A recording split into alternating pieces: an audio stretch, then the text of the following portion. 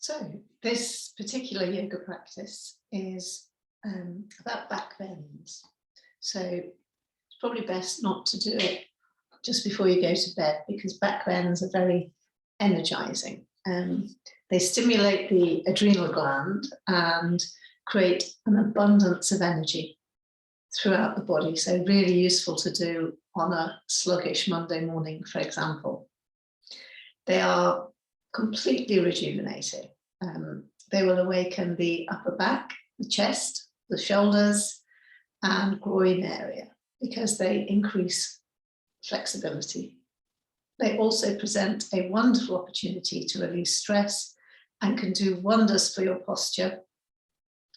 The muscles of the back and the spine are strengthened, and digestion and circulation are improved. So always remember to keep your breath flowing as you do these back bends, and never practice them right before sleep, okay? Cool down and balance the body at the end of this kind of sequence with forward bends.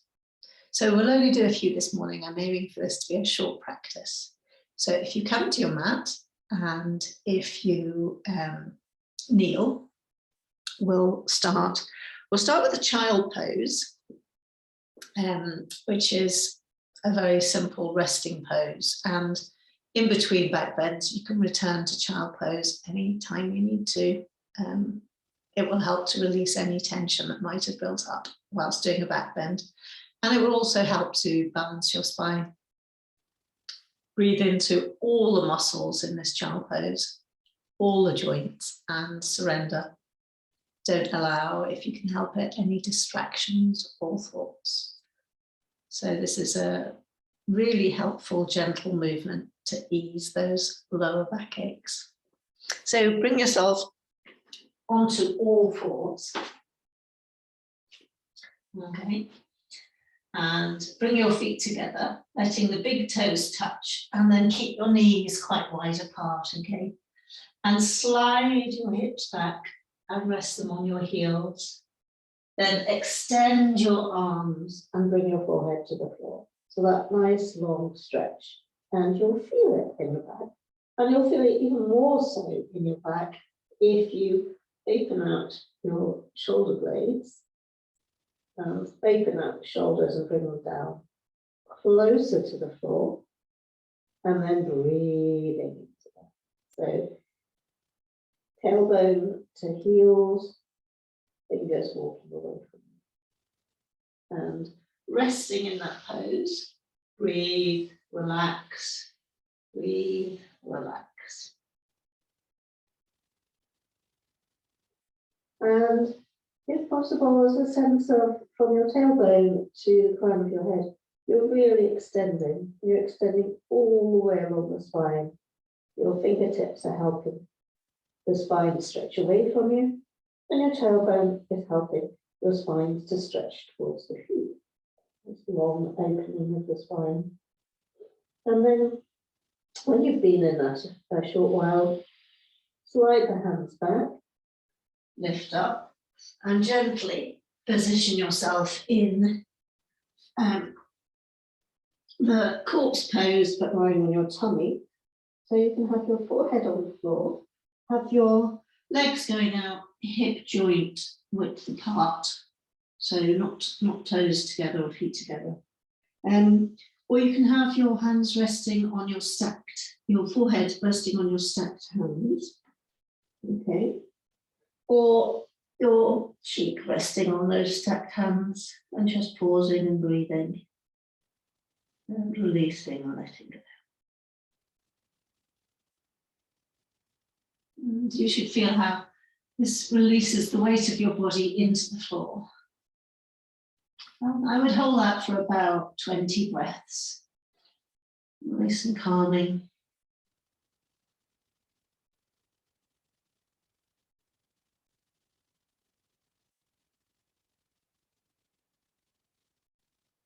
If you're resting with one cheek on your stacked hands, then can you turn to the opposite cheek?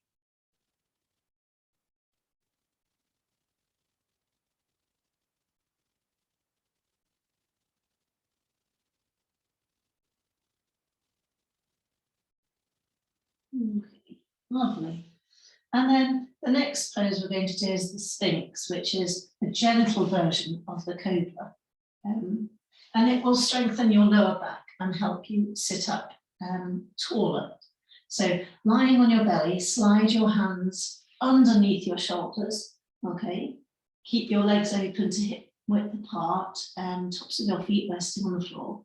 And on an inhale, press into your hands, slowly raise your forehead, okay? And looking at the opposite wall, so I slip my hands forward until my elbows are just underneath my shoulders, okay?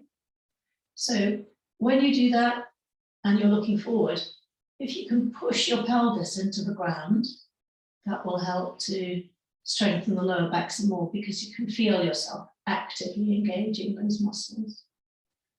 And breathe and hold the pose for minimum 3 to 5 breaths.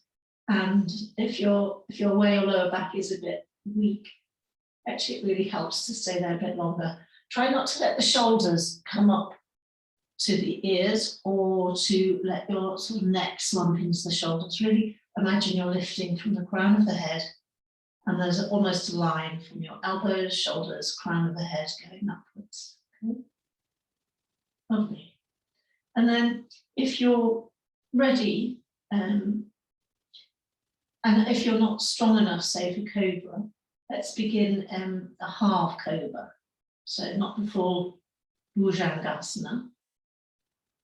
This is a nicely modified, gentle version. And you'll still get all the benefits, the strong back, the hips and the leg benefits, the improved posture, energized mind, and reducing stress without the added stress of trying to do a full Cobra, which might be too much for you. So lying on your belly and your forehead to the floor, okay, and with your elbows, bend your elbows and place your hands just underneath your shoulders. So if you were looking from above, you could see your fingertips just pointing out from your shoulders, okay? And keep the shoulder blades together and move them down towards your tailbone. Now, the elbows are remaining close to your sides and slightly pointing upwards, okay? Legs are about hip width apart, touch your feet on the floor. Inhale, press the pelvis and legs down as you raise your head, okay? So you're kind of lifting through your heart center here, the front of your chest, and you lift your head. Don't put any weight through the hands at the moment. You could even check that by lifting your hands off the floor. And you're looking forward and you really feel that you're engaging your back muscles. Keep the breath nice and slow and even. And again, minimum of 3 to 5 rounds of breathing. And it's extraordinary how this looks like such an easy, simple pose, but actually it's doing magnificent work there into the lower back and the muscles around the lower back. Okay.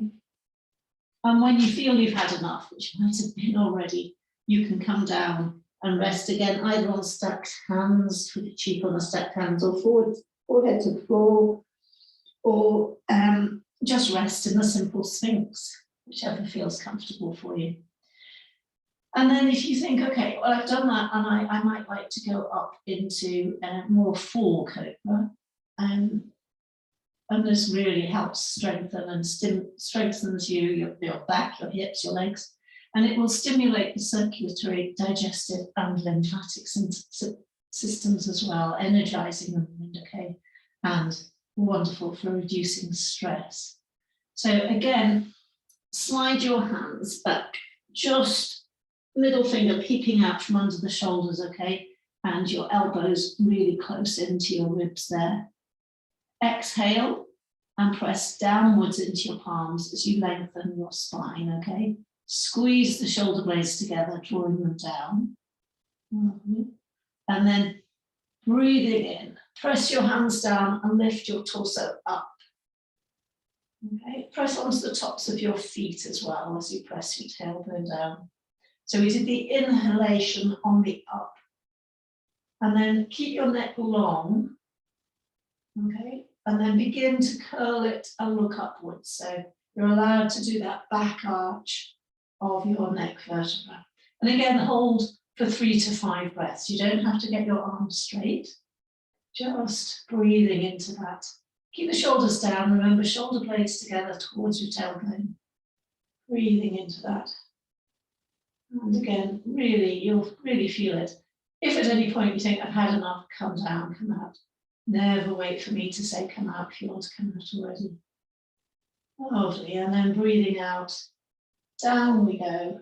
And again, you can have a little rest, or remember, you can go into the swan, which is the extended child pose if you wish, for a breather whenever you're doing back bends. Okay, but we're going on today so that you just learn this routine. We'll go into the modified locust, all right? So the locust helps to energize the mind, and it lengthens the spine, strengthens legs, buttocks, shoulders, and arms, increases flexibility, tones the abdominal wall, helps digestion, improves posture. Okay, so bend your elbows again and place your palms about your waist or just above your hip line. They're quite far back. And keep your feet about hip width apart and shoulder blades drawn together, sliding down towards the tailbone. And then inhale, lift your head, chest and legs up off the floor as you press your pelvis and palms into the floor. And breathe and hold for 3 to 5 breaths. Breathe and hold, okay?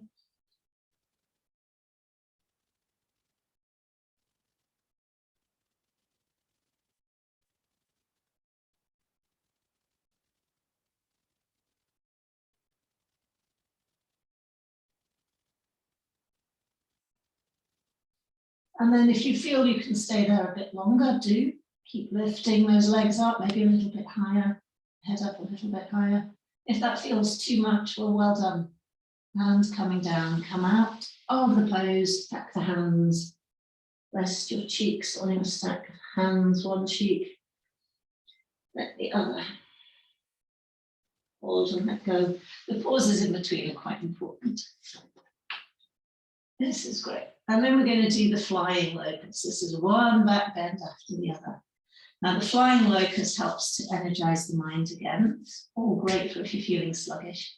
Lengthens the spine, strengthens the legs, buttocks, shoulders, and arms, increases flexibility, tones the abdominal wall, helps digestion, and improves posture. So you're lying on your belly with your forehead on the floor, and then place your arms straight alongside your body, okay, with your palms facing the floor. Your feet are about hip width apart, shoulder blades drawn down again towards your tailbone. Then bring your arms away from the body slightly so that they form wings. And then inhale, lift your head, your chest, your arms, and your legs off the floor as you press your pelvis into the floor. Okay, really lifting, lifting, lifting. And breathe, okay, minimum 3 to 5 rounds of breath. Very strong pose. Wonderful if your back is just weak, the muscles are really sort of sluggish, really strengthening. Okay, lovely. And then bring your hands down under your shoulders and push back, and let's go into the child pose, the full child pose, okay? So bring the big toes together. Now you can have your knees together or wide apart, depending on, for me, it's just a question of whether my belly's not pressed too hard against my thighs. So slide your hips back, rest them on your heels, then gently lower the torso, forehead on the floor. And then bring your hands, palms upwards by your feet, pausing and resting there. This is one of the most soothing yoga poses. Calming, soothing, quietening, nothing to do for a moment. And it's a forward bend, so it's a good counter pose for all those back bends. Breathing into it, letting go into it.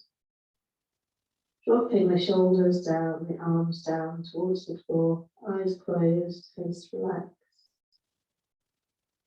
Yay, nothing to do. Just being in this moment with this breath.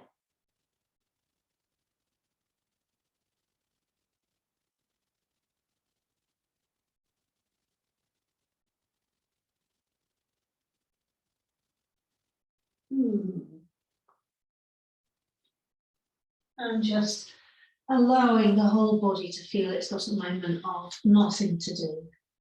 Okay, and we've nearly finished now. We've got only a couple more poses to do. I'd like you from there to slide your head closer to your knees, okay? And if you've got something nice like a cushion or a block or a blanket nearby, just put that underneath your head. I always like to protect the crown of the head. So you slid your head closer to your knees and just go up onto the crown of your head, okay? Comfortably. If you want to, you can clasp the hands behind the back and lift them up, depending on how flexible your shoulders are. Again, a forward bend. And if you can lift the arms up to the ceiling or even beyond the head, that would be lovely for the shoulder joints. Breathing into the pose, okay. Again, you know, hold for 2 to 5 breaths minimum.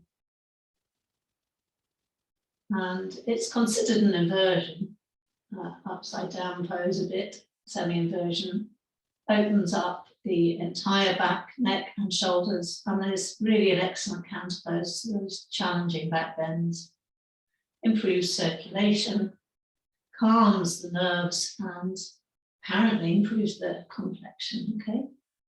So when you've done that pose, I'd like you to bring the hands to either side of the head, push the head up, and a transition pose is coming into the mermaid. So you're just pausing there for a moment, being like the little mermaid in Copenhagen, who is much littler than you think. She's going to be a great big statue, but she's actually smaller than me.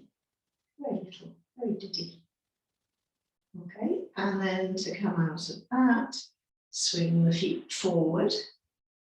Okay, and of course we've got to do quite a strong forward bend to be a counter pose to all those lovely strong back bends. Now this rests and massages the heart, all the forward bends do, so they're very good at soothing the adrenal glands and tone the internal organs, because we're compressing in here into the belly area, not too much, I'll explain that in a moment. Activates a very sluggish liver and improves digestion. Of course, it also stretches the spine as we're going forward, and it'll stretch the hamstrings along the backs of the legs, calms the nervous system down again, and actually helps to alleviate high blood pressure. So all those benefits in quite a simple pose. So we're sitting with our legs extended along the floor, straight out in front of us. You can move the fleshy part of your seat back, that helps. You can even put a little block there if you like, okay? And really feel the connection through your pelvis into the floor. And then extend your arms overhead. So your arms go straight up, you can have the palms facing each other. And one of the reasons we're working on this is I don't want the belly area with those vulnerable-ish internal organs to just sag and then we compress them, because they don't like that, and you can get a kind of tummy stomach cramp, which is your body saying, stop, don't squeeze that organ, it doesn't like it. So to ensure that doesn't happen, we take the arms straight up and then we lift up. We lift the ribcage away from the pelvis, dramatically so, okay? Reach through all the fingers, sending energy upward, upward, upward. Inhale, reach further, lovely, lifting that ribcage away from the waistline, and then exhale, hinge at the hips, and imagine the ribcage is going kind of up and over to come down. So don't let it sag as you hinge from the hips, coming forward. Now, if you have really bad lower back problem where the lower discs are actually bulging to the back, don't go further than this, okay? And even that might be too much. You might just want to go to the knees. So take it carefully. And then inhaling, lift again, check the rib cage is now going towards the knees, and exhale, lean forward a bit more, those of you who can, okay? So if it's the morning, you'll find the backs of the legs, those hamstrings, as tight can be, really cold and not warmed up at all, so don't push it. You know, in the evening, you'll find this so much easier. All forward bends are really soothing, so they're good to do in the evening, calm you down before you go to bed. And don't think of the face necessarily coming down to the knees. Think of the crown of the head moving that way, moving over your legs, and breathing into it, okay? When you can no longer really move forward anymore, release your arms, resting them, some part of the legs there. Okay. Now, wherever you are, don't struggle to do it further, deeper. Wherever you are is just right for you. I'd rather people underachieve and be careful than overachieve and hurt themselves, okay?